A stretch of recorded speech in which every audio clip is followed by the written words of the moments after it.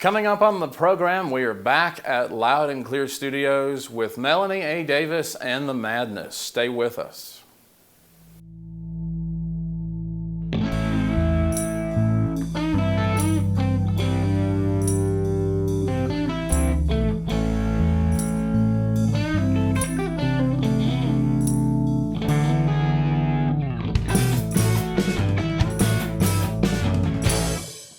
Welcome to the program. We are live at Loud and Clear Studios here in Paducah with Melanie A. Davis and the Madness. I just want to say this is Melanie's third appearance on the program, and if not for her support and being the first musical guest, we would not be having music programs that you see on the series. So we're eternally grateful for her and for this program to become what it is today. Before we talk to Melanie, though, her 2024 record, Nostalgia, was released last year. We're going to hear some songs off of it and some new ones that you might not have heard before. So stay with us with Melanie A. Davis and the Madness. Did it get out of a track? Just a swan dive right back after you changed. But here I am dancing, really like the arguments fled. I never said I'd miss you, I just said that I was headed that way. Is that okay? When I stared, did you stare back? Were you scared to fade too fast? Can ending like the back of your head? Still use your fingers to cover your eyes again. If I played nice, would you think about changing your mind? 'Cause I saw you in my dreams, and in the morning light. Remember how you see your eyes so clear and bright. What were you trying to tell me across the empty room? Offer me a better explanation of why you were gone so soon.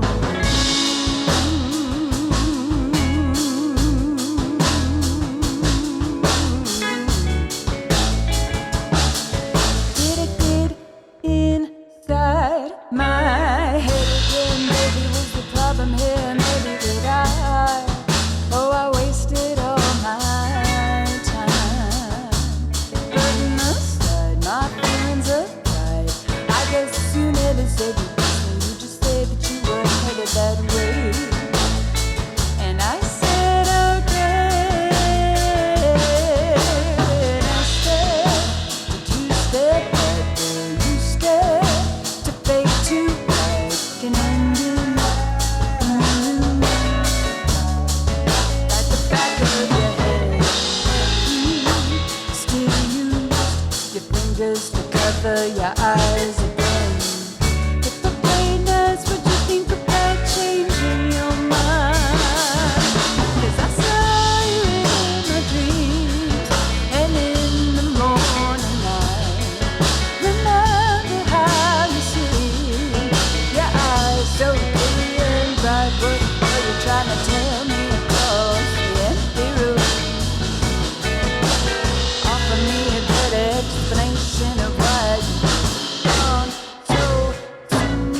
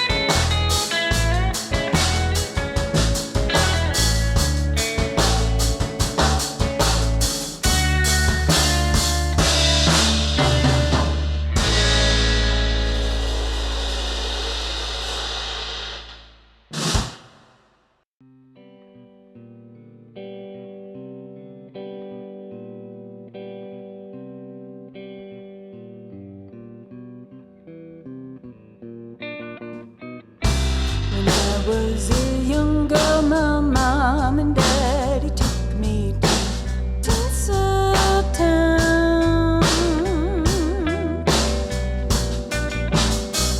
Taught me to make the best of any situation, turn it around and around and around. 'Cause no matter how hard you try, things could always get worse. Don't you dare the sky up there open. It's not phased to hoping that the storm cloud you selected is brighter than your neighbors next door. When you're in Tinseltown, 2014.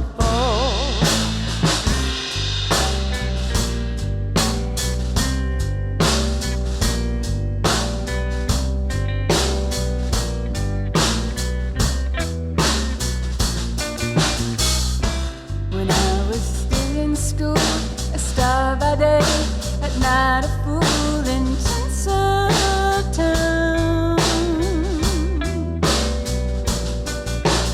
Down a fifth, couple skids, dark is where the hurt begins. So I pass it around and around and around.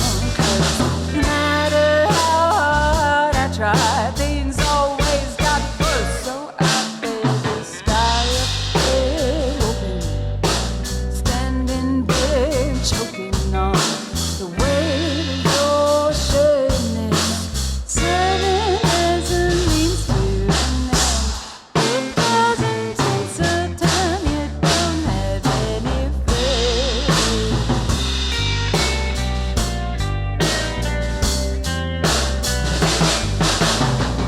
My hands sparkling from the plate glass in the front door. The second time we made it here this week. It's getting harder to remember what I'm here for. The more I see, the less I speak. How could I want better? This is all I know. Tinseltown, we paint our silver gold. In Tinseltown, we paint our silver gold.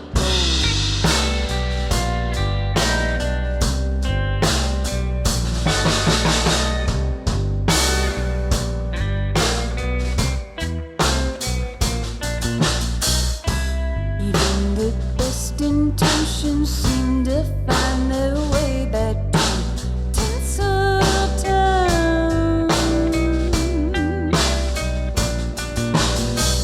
Shows up a half mile past your latest misdirection, turning around and around and around. No matter how hard you try, things could always get worse. Don't you dare the sky up there open. It's not phased to hoping that the storm cloud you've selected is brighter than what you've had before. When you're in Tinseltown, crying on the floor.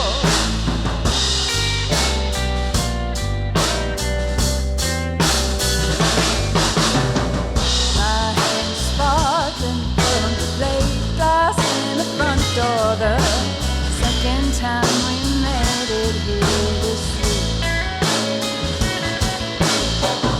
It's getting harder to remember what I'm here for. The more I see, oh, the less I speak. How could I want better? This is all I know. In Tinseltown, we paint our silver gold. In Tinseltown, we paint our silver gold.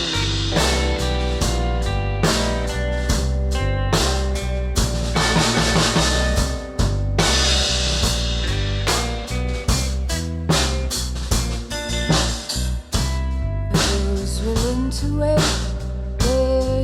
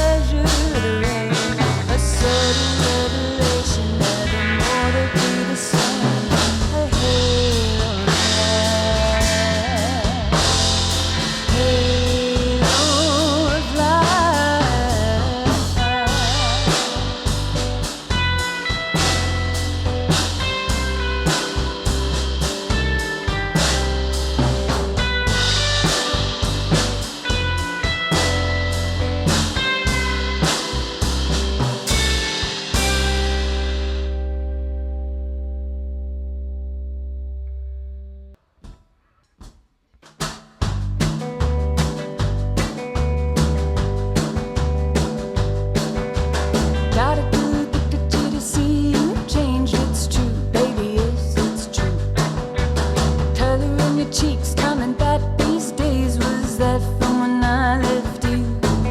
It'd been so long, wasn't sure I could pick up on a stranger in the neighborhood. Just another set of eyes stand down, still wishing I'd seen you around.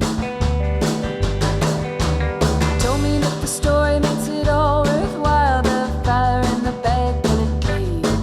But I ripped out the wires of my domicile till I found the one that made me behave. But there in the light I came to find the flicker of a flame still on my mind. But you're nowhere to be found. Rumor had it that you had left town.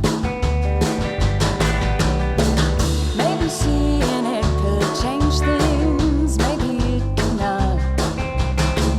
Might be time to stop the chasing, give it all we got. And if us going our separate ways, you in the fog of a sticky haze, was the last of you I'd see. Would you look once more at me?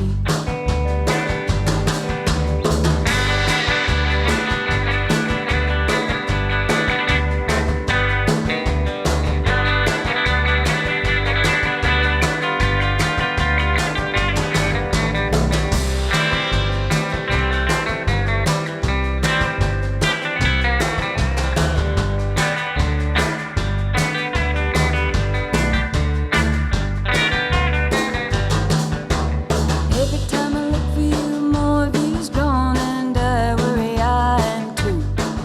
You told me that it's better if we just moved on, but I've got nowhere to move to. You said loving you was do or die. Carved out your message in rusty skies. It cried clear past the levee wall, and it cursed your truth in scrawls. For every season there's a time, I heard, but I fear that I slept through mine. The edges of the frontier vague and blurred into camps and county lines. But there you remain, face still as a stone, letting that hurt sink deep in your bones as you swung all alone in the sky. Maybe seeing it could change things, maybe it could not. Might be time to stop the chasing, give all we got. And if us going our separate ways, you in the fog of a sticky haze, was the last of you I'd see. Would you look once more at me? Was the last of you I'd see. Would you look once more at me?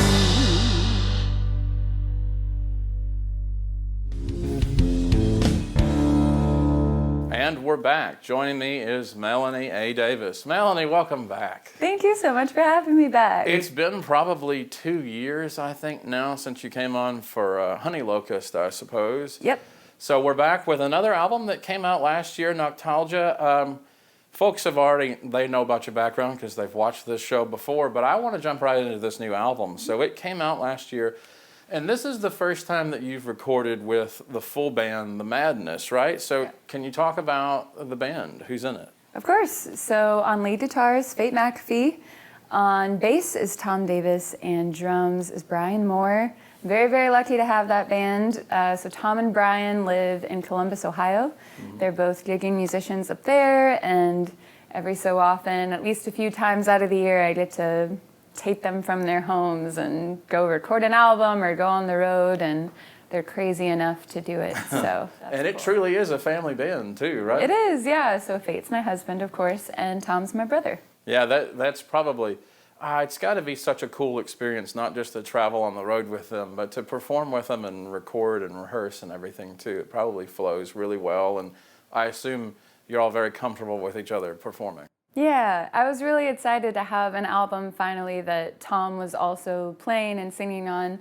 I know our mom was very happy about that too. So yeah, it's been really cool. We've been playing together since last year, I guess. And it's just, you know, when you have a tight rhythm section and everyone's good pals, it works out really nicely. Yeah, and talk to me about the record. So what were some of the inspirations for Noctalgia? Where did the title come from?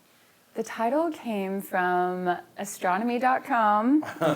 There was a blog post that they shared, and a group of astronomers came up with this term noctalgia to describe how, from our vantage point, there seems to be less stars in the sky because as climate change gets worse, our visibility of the stars decreases. And so, of course, all stars are dead when you look at them, but they seem to be dying at a faster rate. And so noctalgia is sky grief. It sort of translates to that feeling. And I started thinking about how long humans have had a relationship with the stars and how that was our first, form of direction and meaning and purpose in life. And sort of in the same way that human relationships can fall apart because of one person's misdeeds or, mistreatment. Actions. Yeah, that same sort of thing was happening with the stars. And we were the ones that sort of broke up with them. And it also seems like you don't see them as much just because of lights from the city or whatever. Exactly, yeah. And on the album, which we did for reflection purposes, there are stars that come with the first release of those, right? Yes, so the first pressing, I had a handmade insert where you could take the stars out or put them back in. That was just a first pressing one, though.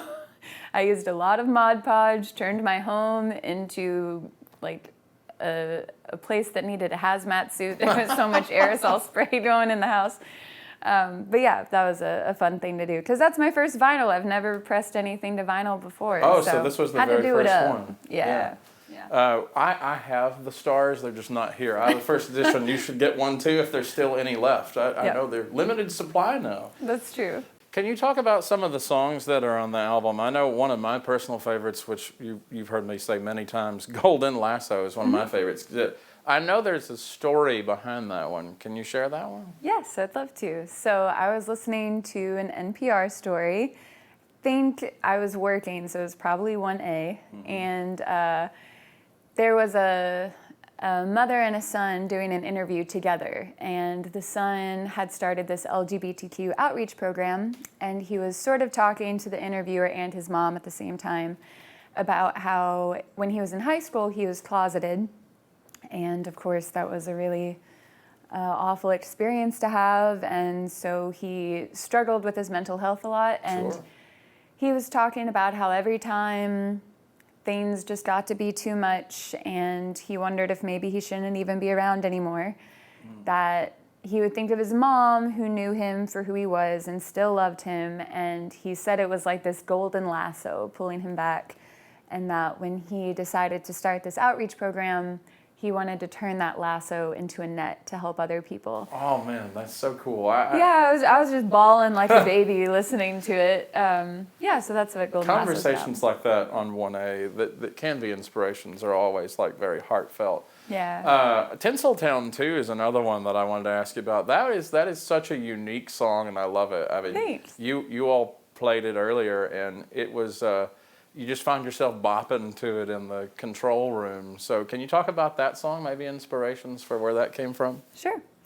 Tinseltown is about generational trauma and trying to break it and knowing where you came from and all the good and bad that comes from that, and trying to make sure that you take as much of the good with you and as little of the bad. Tinseltown refers to, some people think it's about Hollywood. It's about the way broken glass sparkles. Oh, that is so cool. And you have an Ursa major and minor too, and I thought that was super cool that you did it's almost a two-parter, right? Yeah, it's a sister song. So I had the idea, I knew Noctalgia would be celestial themed, and I really wanted to do a sort of, so Ursa major is in G major, Ursa minor is in E minor, the relative minor. And so it's two different sides of a letter essentially. So Ursa major is us talking to the moon, and Ursa minor is the moon talking back to us. And one of the ones you always open with on the tour, I've gone to as many of the stops basically as I can. I'll admit it, I'm the biggest fan. I might be. I compete with our friend Laura. So. It is hard to beat Laura's track record. But people are dying to get in here. This is one of you always open with that one, or you did it one time. Talk about that one. That's always a... Yeah, that one, so it has a couple different inspirations. I think we were on tour in 2023, and I saw there was a graveyard out in Appalachia somewhere, and they had like a now hiring sign for a different business, and like stuck into somebody's grave, essentially. It was right in the middle of the cemetery. And I thought that was insane to have your final resting place be used for labor marketing solicitation. For a business. Yeah, and I feel like I might offend people who know people who are buried there, but there is a cemetery in Paris, Tennessee that's very close to a car dealership. And I thought, what a strange spot. And thinking about... Just an odd placement, right? Yeah, and thinking about how there's a lot of dead people and not a lot of new earth happening, so we're running out of spots, and started to think about where I would want to be, and that's how that song... Those odd placements are always funny. I always think about the God is in control signs and where they're placed, and it's always like, not always the most obvious spots. Yeah. And something else I wanted to ask you about, too, is you do Stars of Tucumcari, which is a Fate McAfee song, too, right? Yep. He was kind enough to let me put that one on the album, because there are some, like Flowers is a really old one, Michelle's a really old one, and they just sort of fit the theme of Noctalgia. And then we were talking about Stars and how, of course, Stars of Tucumcari fits too. And I've always thought, Fate is my favorite songwriter, and feeling just like a bench in the park all broken down and hastily carved. So beautiful. Very, very good opening line. I've always loved that one. So I was glad to do it. I love both versions of it, his version and the version too. And I know some of the songs that you're going to be playing are new too. So Lord of the Flies, which I've heard before. Can you talk about the inspiration for that one? Yes. Lord of the Flies was sort of, so it's after the book, of course, and the sort of like base primal urges that we all have, and sort of reflecting on wanting to be moralistic versus looking out for your own, even if it's to the detriment of others. And then also sort of pondering how there's a really big divide in the country, but I think the divide is on the wrong line. And, the working class, left and right, have infinitely more in common than any of the leaders on either side of that spectrum.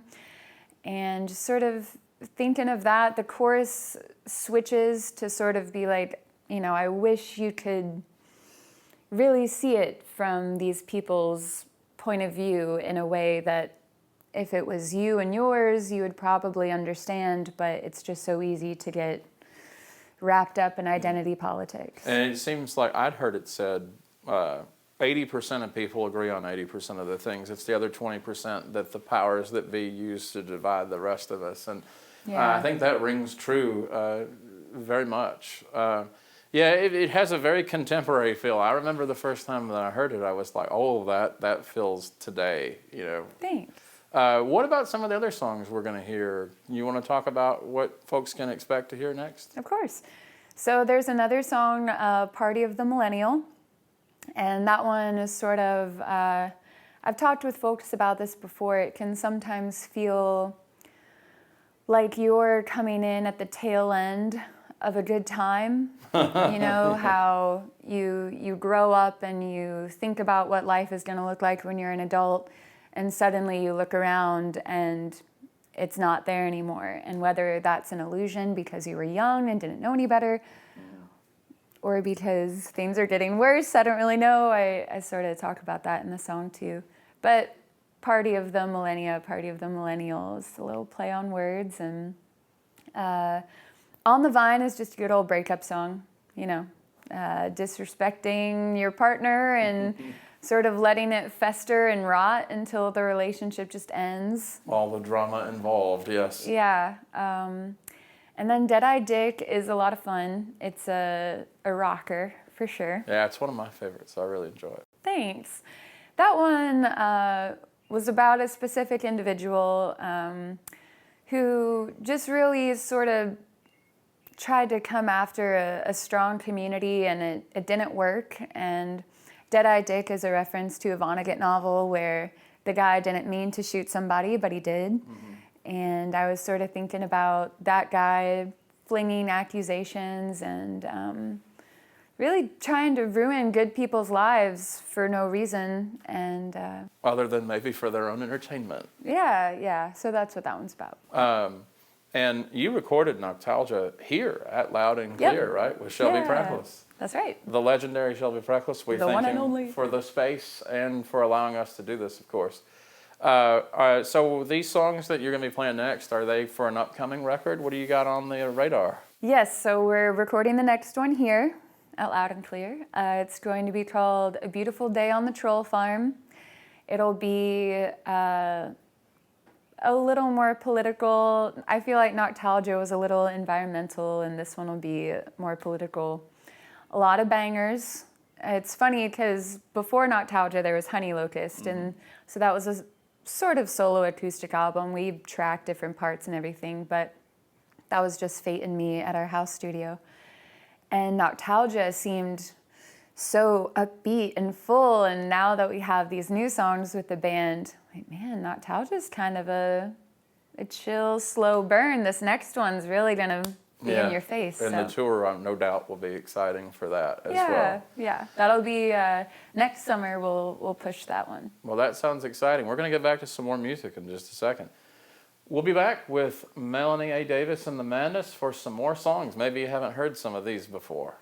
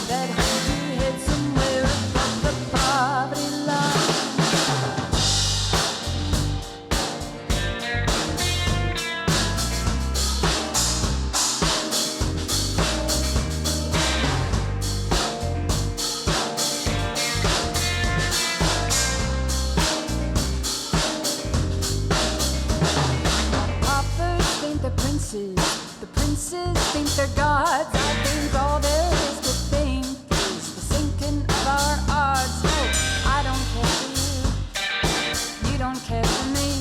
But they don't care about us. Their price was never free. And I don't know your savior, and I guess you don't know mine. 'Cause the one that I would claim would cast your man into the swine. Heard of a Messiah who stooped so low to kiss the boots of Roman soldiers as they pounded him with fists. Oh, I wish I could sit remote to your mind, your horror and the heart, feel the working woman's eyes, feel the heat of my backside, the stain of your rejection. So-called protection, then I'll put you in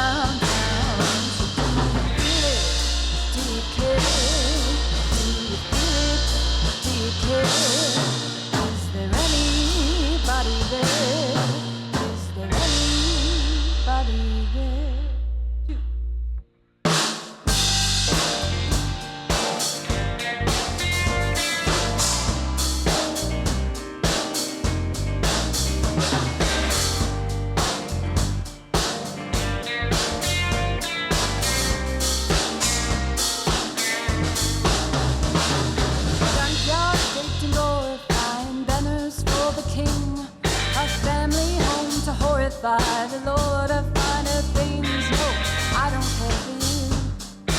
You don't care for me. But they don't care about us. A pawn is all you'd be. But maybe in the next turn he'll take all your pain away. He'll hold you in his big arms and ever sweetly say that he saw your online presence and he framed it on the wall. The wet dream of a present, no substance there at all.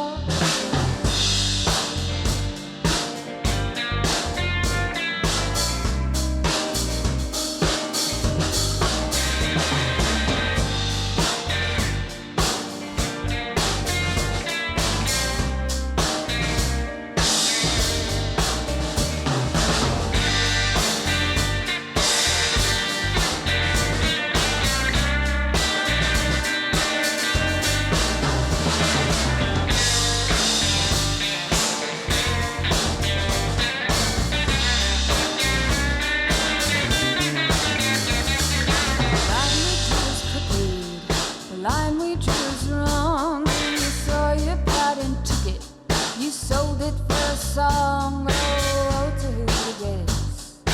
Stories of our day, the ones who stuck their necks out for you, tied with rags of red. And I see you suffering artist, your teeth gnawing at your nails. I know you think you get it honest, but your truth is thin pale. You can keep your middle ground. I look for somewhere up high. The second you stop standing, the second your art dies. Oh, I wish I could switch the remote to your mind to feel the horror and the heartache through a working woman's eyes. Feel the heat of your backfire, sting of my rejection, the uneasy starting of my so-called protection. Then I'll put in a body that I claim to own. I leave you stranded in place with some little ones with me. I turn the volume so loud your friends can hear it around town. So do you feel it? Do you care? Do you feel it? Do you care? Is there anybody there? Is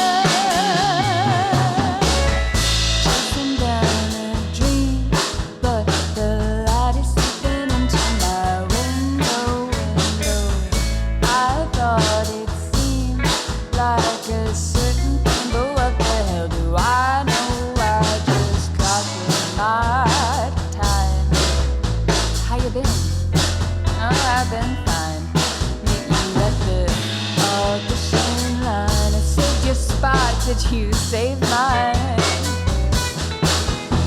I live a life in sunsets fading, stretching at the shadows on the road. I wonder if it was always fading, or if it only just started to go. Could your chatbot play me off, 3D print me a wooden cross, then refund me for the lies I bought? Whoever said I was lost? I felt invited and secure when I was young and dreaming.